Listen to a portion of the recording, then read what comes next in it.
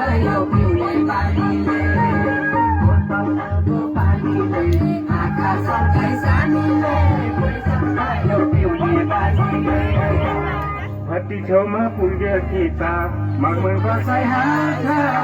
ठाडो बोतल बेच्नै हुन्न यो मुद्रा चाहिँ हाल्छ बोतलको पानीले आँखा सधैँ सानीले इज्जत गयो पिउने बानीले बोतलको पानीले आँखा सधैँ सानीले इज्जत गयो